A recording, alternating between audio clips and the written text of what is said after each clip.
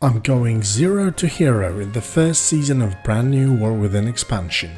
Today we kick things off by queuing up for Neruber Palace first wing, since there's a chance for some solid item upgrades, going up to 606 item level.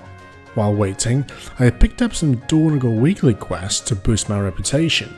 There's also a couple of quests involving Neruban delves for some extra rewards, but I'll tackle those later. I unlocked the Catalyst, which is the raid tier item changer if you didn't know, but I decided to hold off on changing my gear as I want to see what kind of loot I get from the first raid. The queue for the first wing popped pretty fast, so I joined, but unfortunately the first boss was already down, but it's a no big deal, I can always join another raid later to catch it up. We went up against the Bloodbound Horror, and everything was going fine until I got hit by a mechanic and went down at around 35%. Thankfully, the raid kept it together and took the boss down. Sadly, the loot was mostly trinkets and cloth gear, nothing I really needed. There were a couple of rings, but unfortunately they didn't win the roll. My DPS was lower than I expected, so I switched to a single target build to focus more on improving for the next fights. Unfortunately, I died once again on a third boss, but we still got him down. I mean, right? I was thrilled to snag a raid emblem. It turned into a raid set piece, which was a huge upgrade for me. My performance wasn't great during the raid, but with that loot I rushed to the Catalyst and upgraded my shoulders into a set piece as well. Suddenly, I had a 2-piece bonus which boosts Bloodthirst and increases rampage damage by 10%. Honestly, it's a perfect way to kick off the season. I still need a few more upgrades to really perform well in the normal raid, so I signed up again to take down the first boss and hopefully grab some more gear. I'm also working on getting a chest upgrade, since I still have a green one and I wouldn't really appreciate a two-handed weapon upgrade. While farming renown, I got invited back to the Neruber Palace. There was a cheeky ninja pull on the first boss, but thankfully this time I didn't die and managed to place 7th on the DPS meters, but with no rewards. However, I realized that if I'm going to focus on Slayer playstyle, I prefer arms over the Fury build, so I switched the specs right away for a better fit. Next, I wanted to tackle the Dawnbreaker weekly quest since it offers 1500 reputation. Unfortunately, I couldn't find a pre-made group, so I decided to start my own. While waiting, I knocked out a special world quest in Hallowfall, which rewarded me with a nice boot upgrade.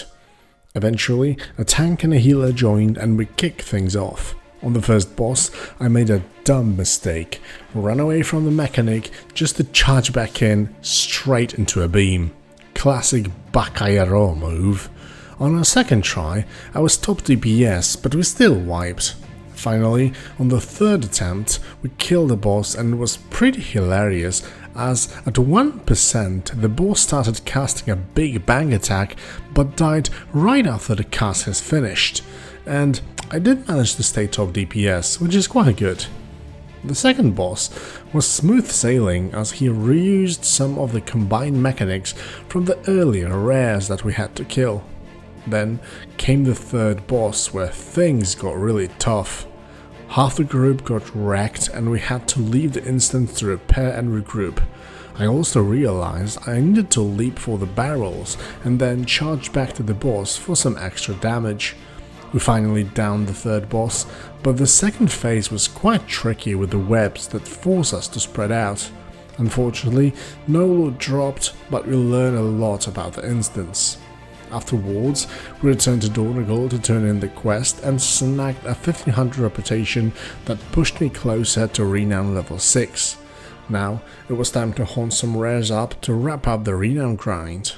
Before diving deeper into the mythics, I wanted to raise my item level a bit, since they can be quite challenging it seems, and even small upgrades could make a big difference. First, I've got some reputation grind to do for rewards, but I decided to test a higher level delve, starting with Earthcrawl Mines.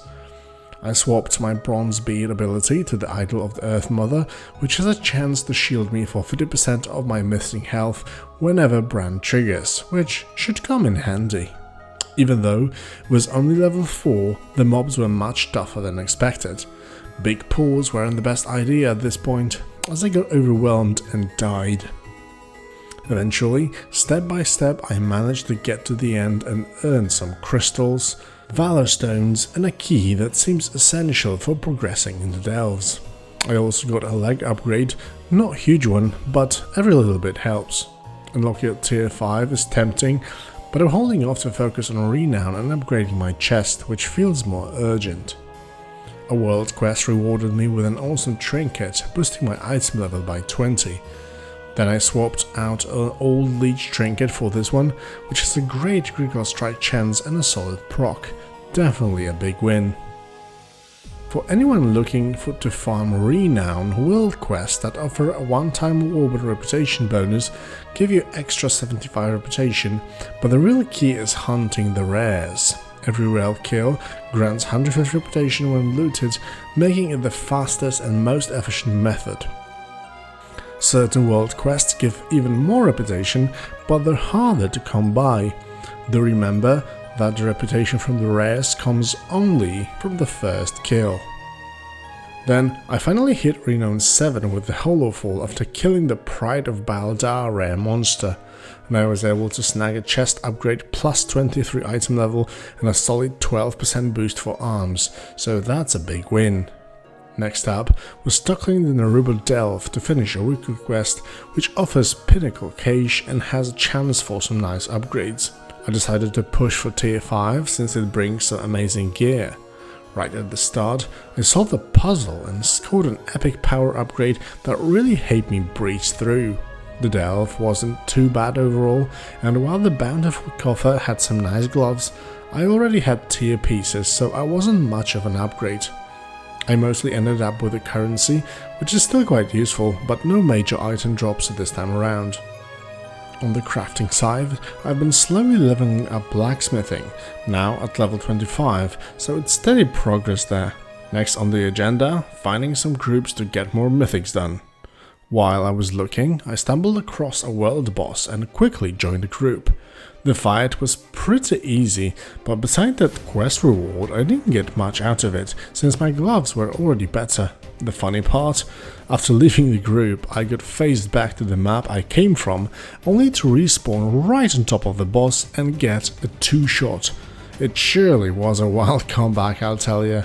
Anyways, I had no luck finding a group again, so I decided to make my own.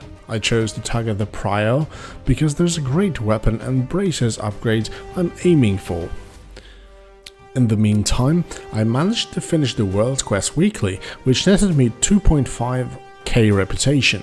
However, there weren't many people willing to join my group once again, so I decided to head back into the Delves for some solo progression. They've been an amazing choice, especially as the rewards seem to scale up significantly. By the time I reach max level, the gear rewards can go over 600 item level, which could be fantastic. The delve I tackled this time was the Dread Pit. Despite a few hiccups along the way and dying a bit more than I would have liked, we eventually got the boss down without too much trouble. As a reward, the Bountiful Coffer gave me a nice 590 item level cloak with crit and haste, which is perfect for arms warriors. It seems like delves are currently the best way to gear up. At the end of every delve, you're almost guaranteed to get some kind of item, which is perfect for getting upgrades. So, instead of focusing on Renown, which offers lower item level gear, I'm going to stick to Bountiful Delves as long as I have keys, especially since I'm not yet at max delve level. Eventually, I entered the sink for the first time. It reminded me a lot of those underwater zones like Vashir.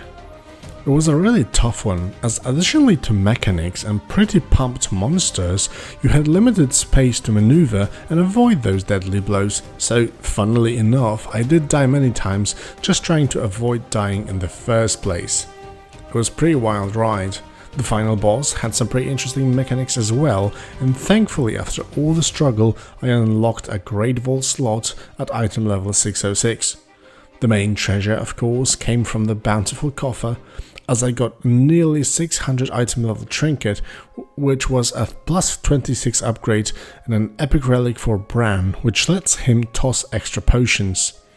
The trinket is especially amazing for arms warriors, offering a lot of strength and a proc for a lot of crit chance, so it was fantastic. With that, we've hit item level of 580. Unfortunately, I'm out of the bountiful delve for now, so I'll need to wait before diving into some more. On another note, I've noticed it's been hard to join groups lately. I don't know if it's because I'm a warrior or if it's my item level still a bit low, but it feels like fewer people are willing to take me along. So far, the only mythic I've done was one where I had to invite people myself. Has anyone else experienced this maybe? So, I continuously had to manage myself somehow, and the special quest I took on involved defeating some tough elites, and while I managed to take them down, I was hoping for some gear as a reward, but no luck this time as well. Instead, I got a restored coffer key and some crests. In the end, I reached Nilan level 5 and kinda ran out of world quests and rares for the moment, so in the meantime, I upgraded the most powerful gear I had, boosting my trinket to item level 606 and my pauldrons to 600. We ended this session at an item level of 582, a solid 12 item eye level boost. There's still room for improvement, especially with the braces and belt, which are still under 570. But I'm confident those upgrades will come very soon.